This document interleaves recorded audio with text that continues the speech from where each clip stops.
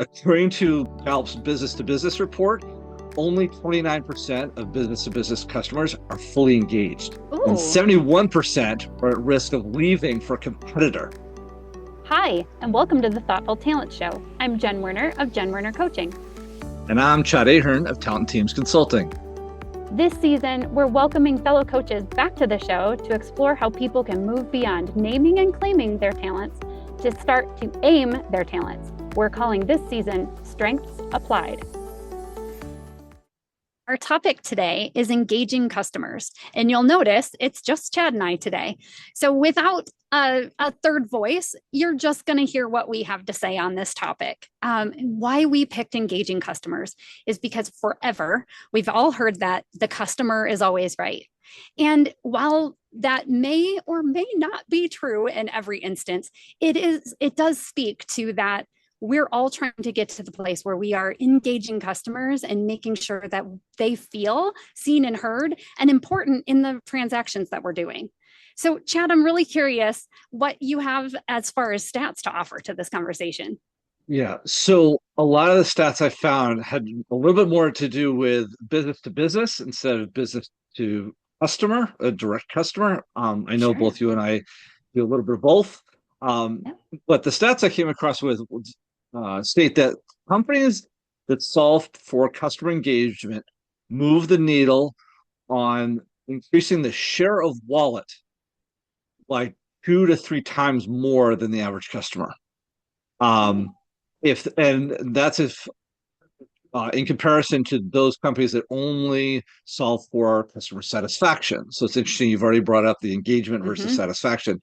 Sure. What's really interesting is that according to Gallup's business to business report, only 29% of business to business customers are fully engaged. I thought was really interesting. And Ooh. 71% are at risk of leaving for a competitor. So if you don't get this right, watch Yeah. your customers, walk right to the next door or across the Yeah. street and start talking to your competitors. What I also find really interesting, and this goes a little bit to my why of why I wanted to engage in this conversation with you, is that for a long time, and I still do, um, put a lot of emphasis on employee engagement. And I've had some past clients ask me, well, why such a focus on employee engagement? And for me, that's sort of a two-part answer. One is keep your people, and we've talked about that in previous episodes, and I'm sure we'll talk about it in future episodes.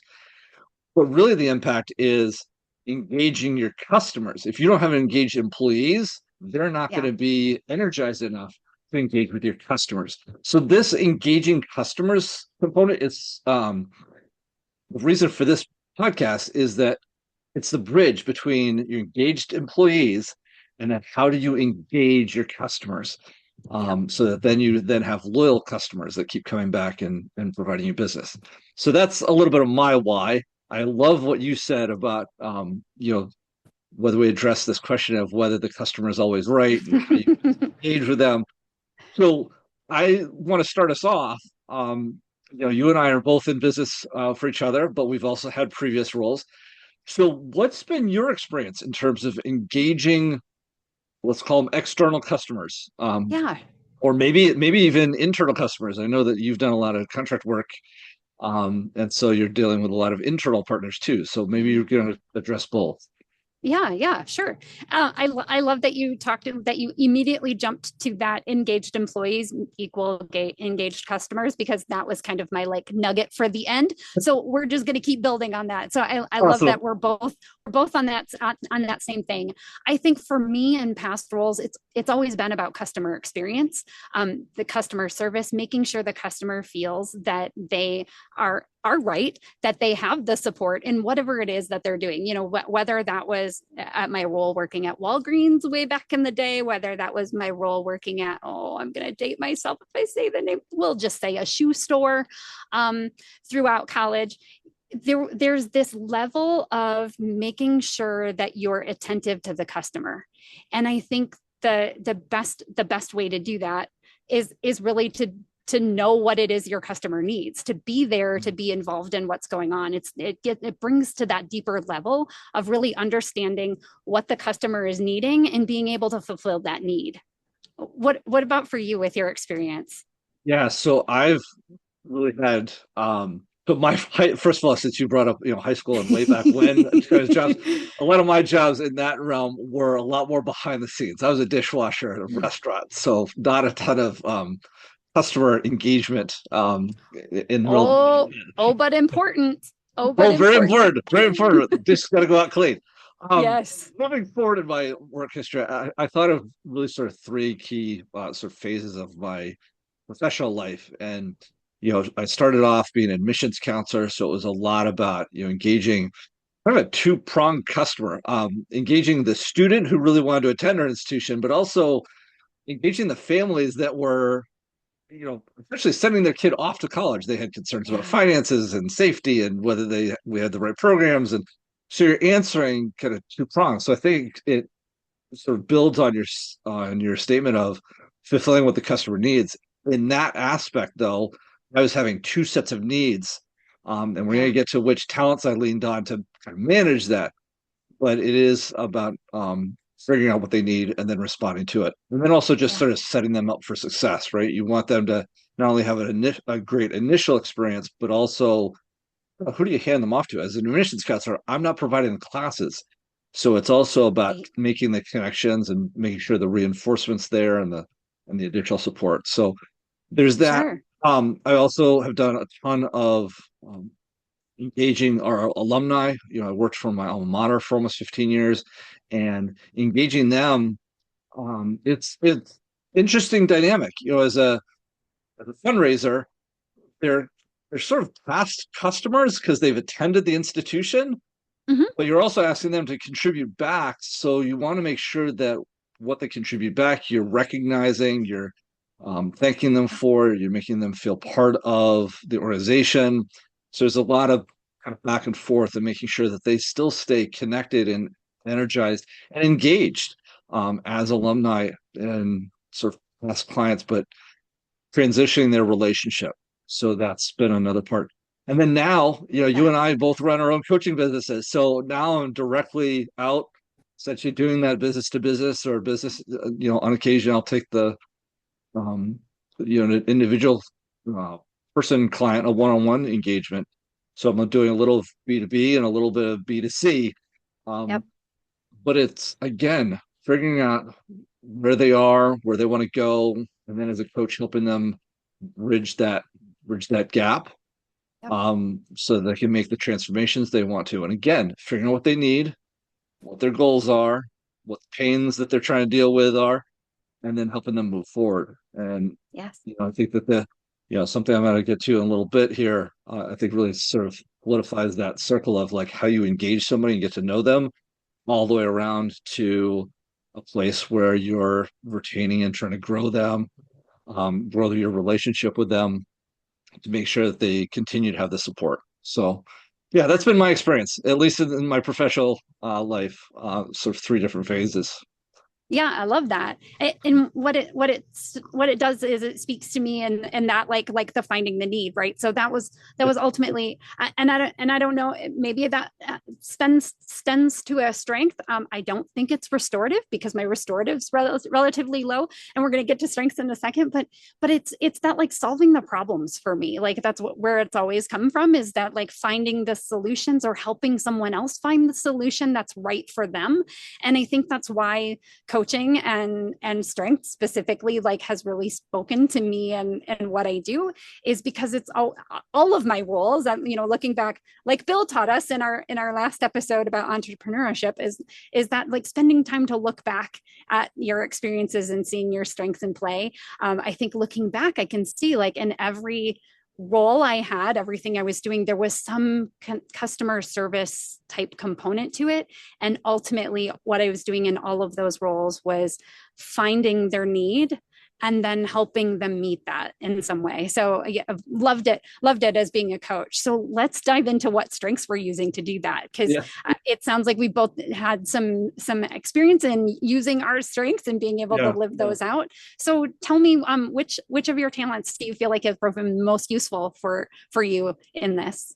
yeah. So it's interesting as I got reflecting on, preparing for this topic and thinking about my strengths and, taking that looking backwards to kind of look Mm-hmm. forward approach.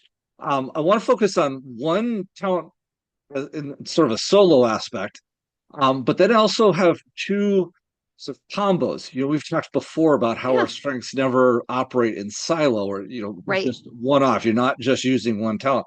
So I want to highlight sort of some combos that really help me uh, engage customers and build those relationships. So the first one is learner, which is my number one. Surprise, surprise. I'm talking about it again. Um, this is a theme that normally resides in the strategic thinking domain. Mhm. One of the places I've always tried to use it and have found it really helpful is in building relationships. It's getting to know people, asking the questions. Um, those of you that have dug in a little further about learner know that learner tends to go looking for information that has a very sort of near term practical use. So Yep. if I'm asking questions of people, including my customers, whether it's the admissions, the students looking for admission at my first couple roles, or an alumnus that I'm trying to get to know, an alumna that I'm trying to get to know at my alma mater, or now with my customers, being able to ask those questions just helps to get to know them and really Mm-hmm. sets the stage for what the rest of the relationship is going to look like. Um, and it also just keeps me curious, right? There's always something extra to know about them or what their situation is or what their goals are, what their pains are. I mentioned that um, Yeah. in response to the last question you asked. Um, the combos that I wanted to highlight, they're two sort of groupings, I would say. So the first one, and this is four theme combo. So deliberative, arranger, individualization, and harmony. And the reason I group those together is that all of them, really in my current role, help me think through customized coaching offerings and do a lot Yeah. of thought around that before even putting the proposal in front of clients. So when I use that learner to learn about what the background is, then it's those four that kick in and Yeah. then be like, okay, how can I structure a really good experience for my customers, for my coaching clients? Okay.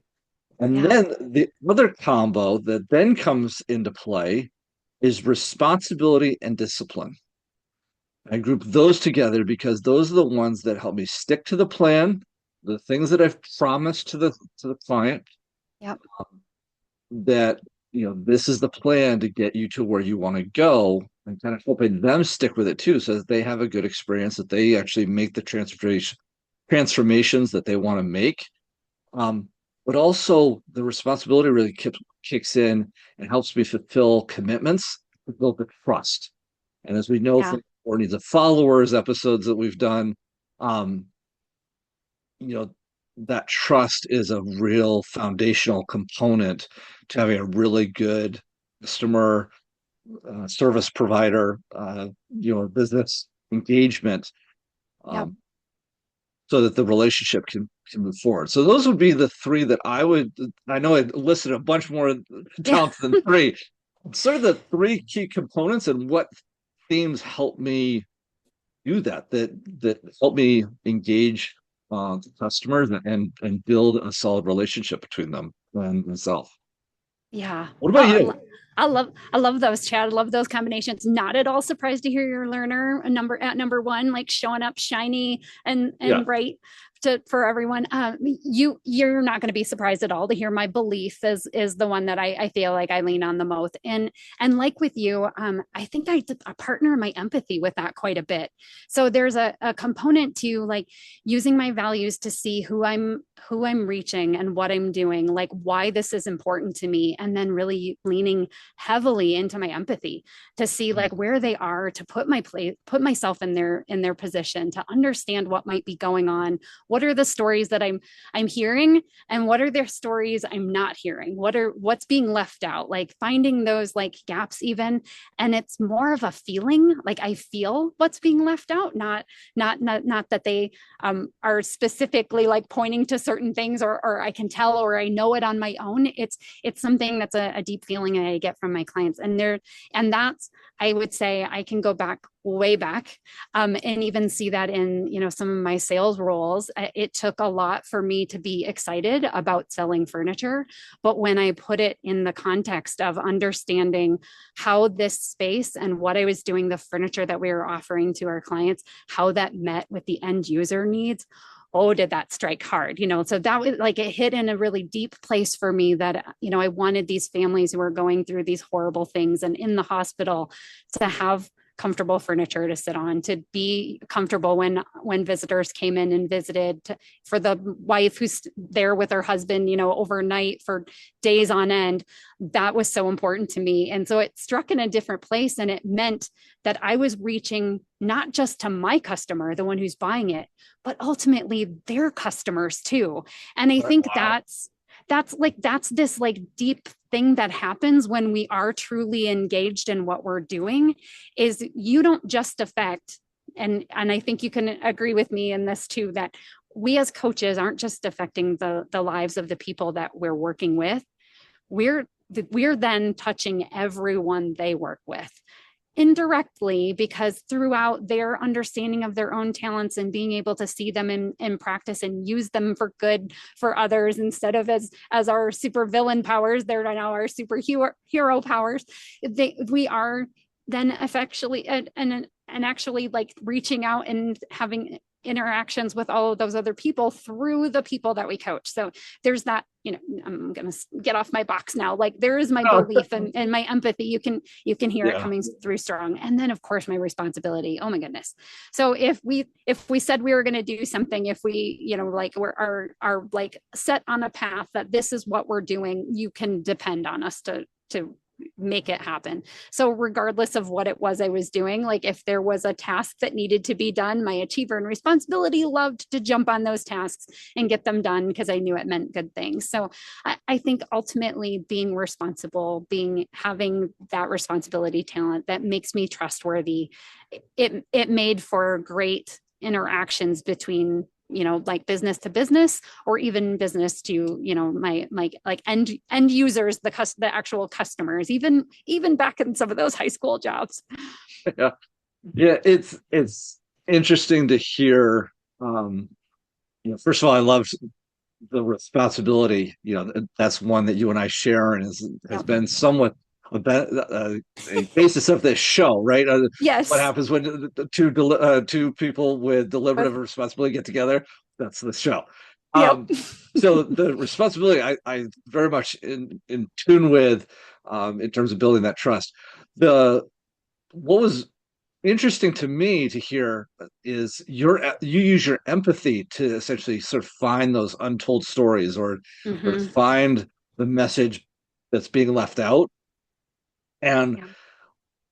I wanted to add to that just by saying that if you don't have empathy, there are other talents you can lean on. Yes. I was going to just help our listeners by saying I get there somewhat through an analytical lens.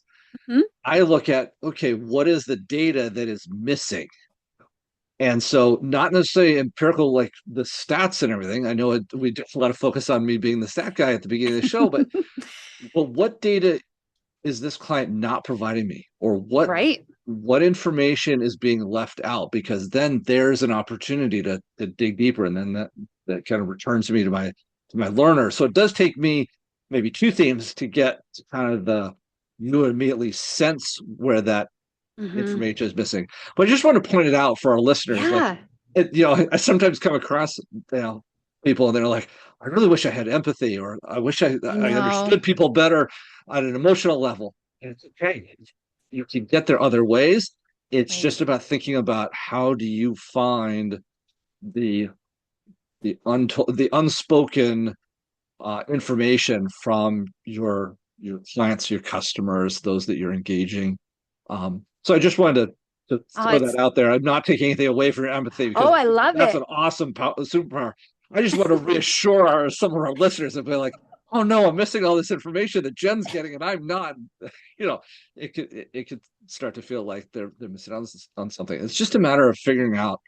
I think the really important part that you brought forth was how do you find the unspoken, Yeah, the thanks. unspoken Well, information? and thanks for bringing that point back around about talents, because we are only focusing on our own because those are the talents that we use. And like Chad has analytical, and we talked to Bill last time, and he has strategic and futuristic. Well, I don't have either of those. Those are, at the bottom. If I was going to try to be strategic and try to like think future forward, that's not something I could do on my own. So that's where I think it's wonderful. We all can get there. It's just what superpowers we use to do that. And I loved your using analytical to find the holes, to find those data points that are missing. Yeah, I love that. No. And I will just say, we've just highlighted like two or three right here, the Right. Bills and ours.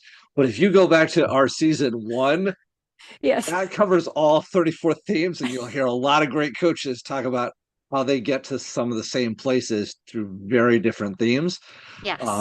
And also, even within the same theme, what are How the they use it how are differently. the Yeah. different ways that they use it? So just for our listeners, if you haven't already listened to season one, go back. There's great information there.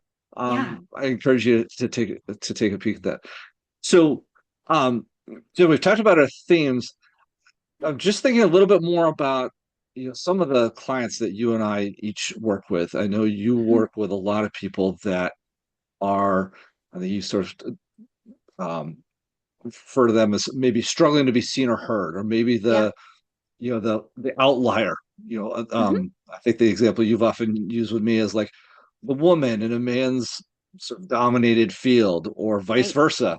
Um, I'm kind of curious about how you see this conversation around engaging customers, or people that are struggling to be heard as they're engaging with customers. Yeah. What advice do you have that you would offer for that population? Yeah. Thanks.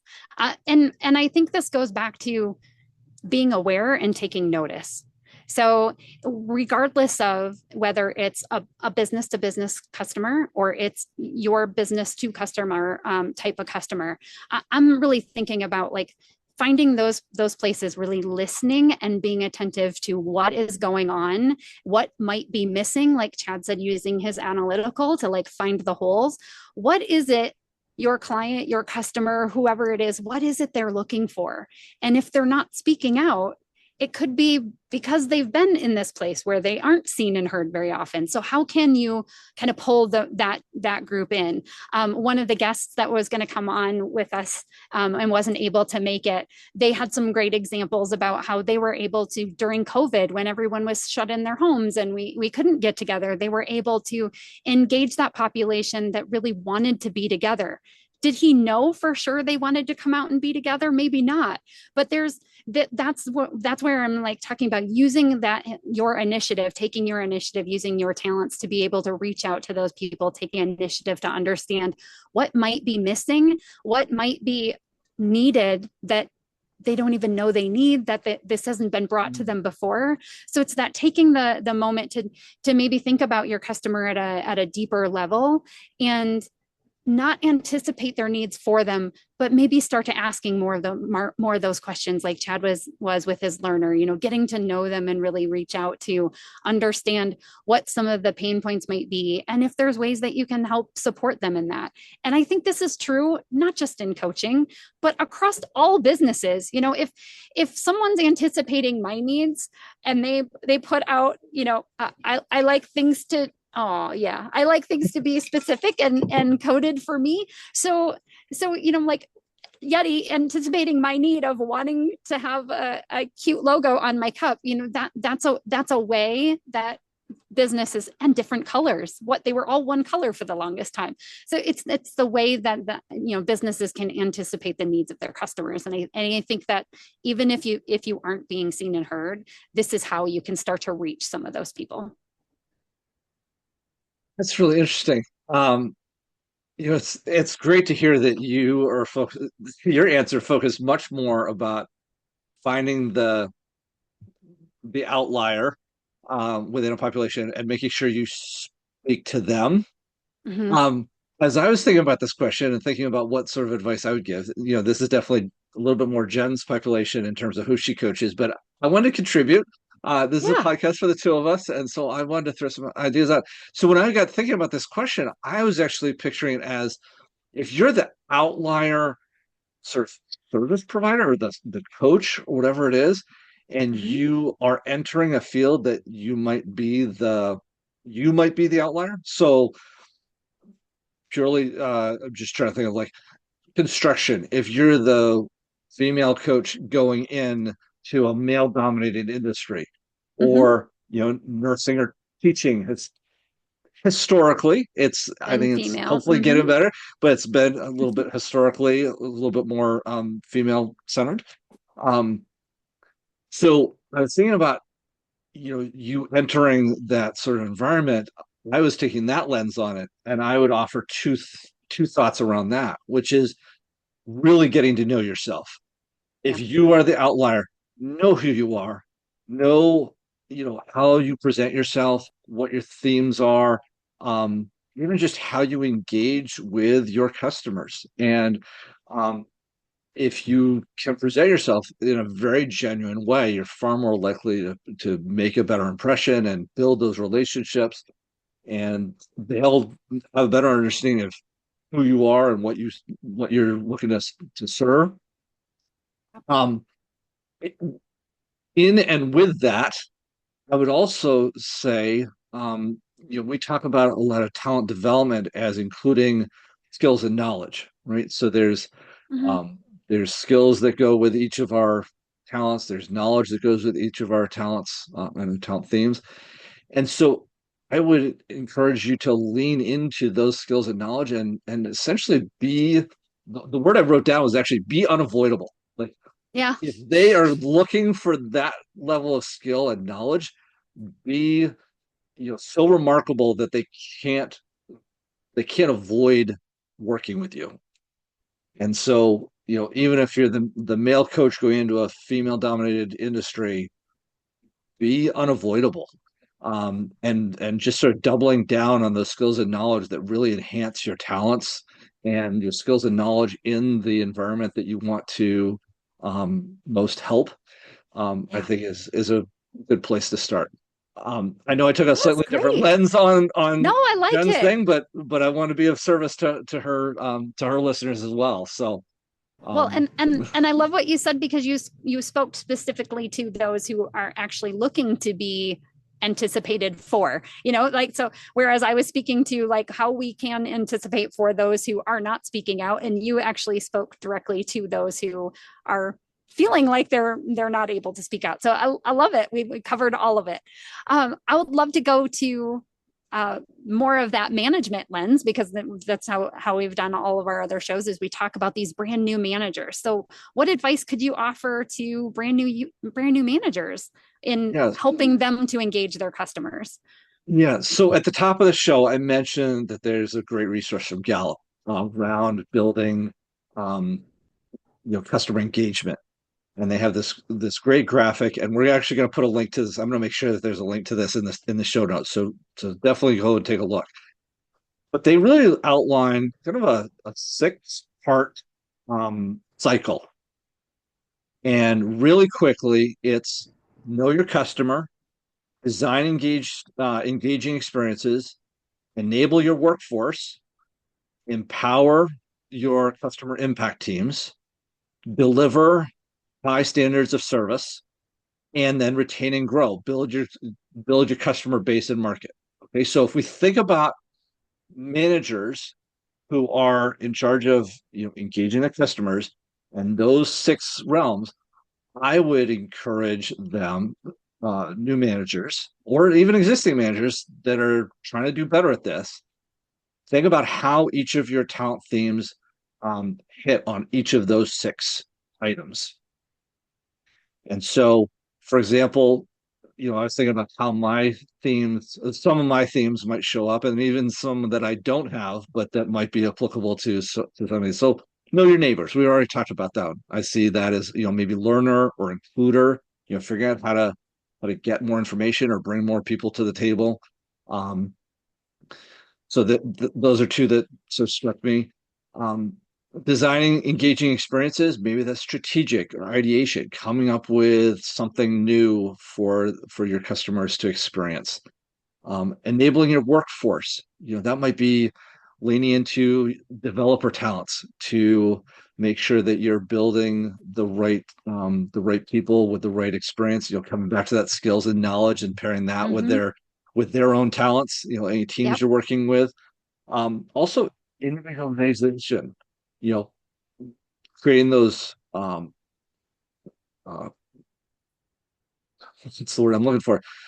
Individualized learning plans, so that you're enabling your workforce in a way that um, respects their talents. Um, then, think about empowering service teams. Like if you are leading a service team, think about what talents you're utilizing to make them feel important. So maybe you're leaning on significance. And again, maybe developer comes back into that conversation of, how do we grow you? How do we let you take charge Yep. and create something fantastic? And then delivering high standards, maximizer, discipline were the first that came to mind, saying that Mm-hmm. high bar of excellence, making sure that, real high standards. Maybe it's consistency also comes into that you want to treat everybody with a real high level of white glove service.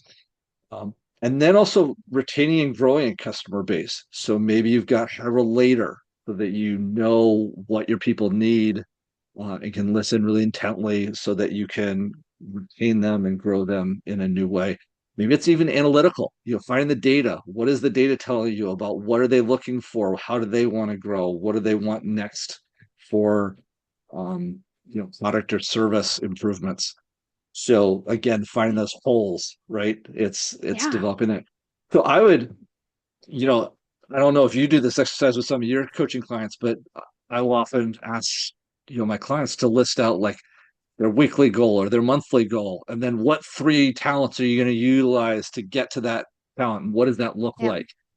I think that type of activity would be super helpful for this sort of thing. You put each one of these six things on the end of on six pieces of paper, and Sure. then list the three talent themes or four talent themes that will help you get there. So as a new manager, I would be putting that front and center as Okay. my maybe one big key of it's sort of one big piece of advice broken into six Sure. steps.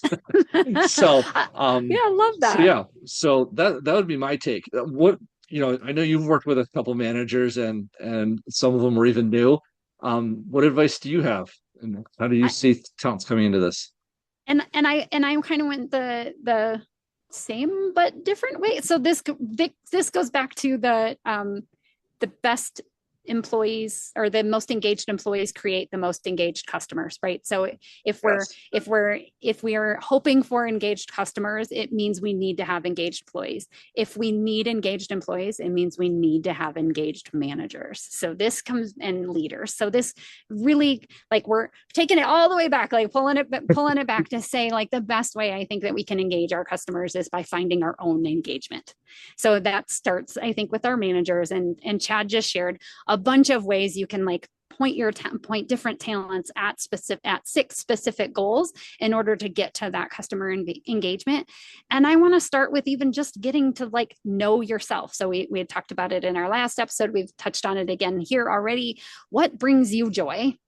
Where do you stand out? So as a manager, like, how can you use what you know and what brings you joy, where you stand out to help your own engagement. Because sometimes we as managers and some of those middle managers don't necessarily have that kind of leadership from above. Where can you get some of that mentoringship? Where can you reach out to pour into yourself, to find more about you, to make sure that you are engaged?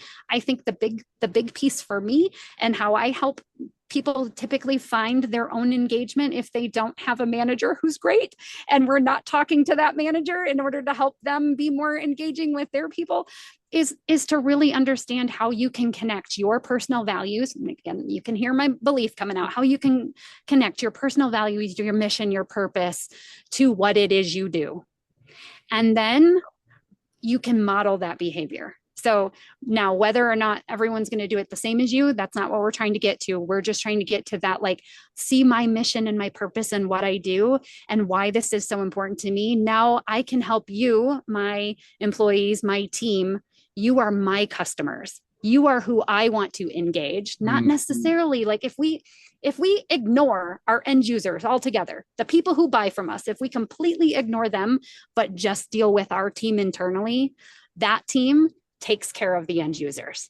So there is a sense, and I'm not suggesting we ignore who our customer is, but if we're a manager and we have a team, if we're taking care of our team is going to take care of our customers. So that's kind of where I brought this all back to full circle. Those engaged employees really do make the best engaged customers.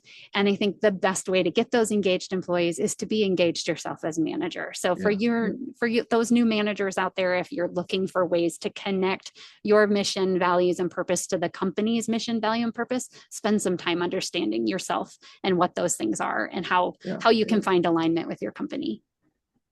Jen, I love everything you just said. I want to sort of reinforce something with just a slightly different lens on it. And I'm trying to figure out if this comment was going to work its way into this episode or not. But I think that it's really important to think about, for most of this episode, we've talked about external customers. The person walking into the local retail shop or the business to business relationship that, we have with some of the organizations we've worked with. Those are all great and fine. But particularly as we're talking about leaders, new leaders, we can also add to that those individuals that are trying to create engaged, essentially, customers within their own organizations. Yes. So maybe you are serving up information or product that some other department then goes and uses. Yes. Understanding their needs and how they want something designed and how you want to enable them and how you want to empower all 6 of those components. Thinking about that from an internal perspective is equally applicable. And so bringing it back around to what you were saying about managers is your team are essentially your customers. Right. So yes, we have the Q12 to go to. We also have these 6 statements that go to around customer-centric approach. But it all ties together that they are looking at you. They are the customers that are coming to your table and looking for support, development, growth. And those tie into the Q12 that you were referencing. So I wanted to mention that we've talked a little bit sort of that external customer, the internal relationships, the internal customer of exchanging information, exchanging products is equally important. So if you're a listener and you're in that sort of environment, everything we've talked about in this episode is equally applicable. It just maybe with a slightly different lens. Right. So I just wanted to add that to all the awesome statements you made about mission, vision, applying talents, purpose, delivering toward those goals. So I love it. Me too. I love everything. Me too. We've covered a lot. Is there anything in particular that you'd like to highlight as we wrap up? This is because we don't have a guest, this is going to be a little bit of a shorter episode, but I don't want it to lose the high points. So is there anything you'd come back and just like put an extra little stamp on? I think going back to that, like if you're taking care of your employees, if you're taking care of those around you, ultimately those around you then will take care of those around them. So this is like a pay it forward kind of thing, as far as engagement goes. And it's the best way to do it is to start with yourself to make sure that you are fully locked into what you're doing. Um, Boy, you almost took the words out of my mouth. That was going to be one of my key points. I would also just think that I would just reinforce that we've talked about these six customer centric approach components, and that to really think about how you individually deliver those. Yeah. The place I would go. So that activity that I mentioned, I think would be the one thing that's sort of a call to action or action item coming. As you get off this podcast, Right. pull out a piece of paper, put those six down. As I said, we'll have a link to that resource in the show notes. But go put a first draft of that together and see where you're excelling, where you think you've got talents that contribute, and maybe you need to go find some partnerships to then deliver on those customer promises. So that would be my only wrap up thought. Great. I would just finish out by saying that Jen and I stand ready to help any of our listeners try to address any of this. And as you consider this episode and take it to action, I'm going to keep encouraging you to play to your strengths. And be uniquely you. If you enjoyed this episode, we encourage you to like, follow, and subscribe wherever you find your podcasts.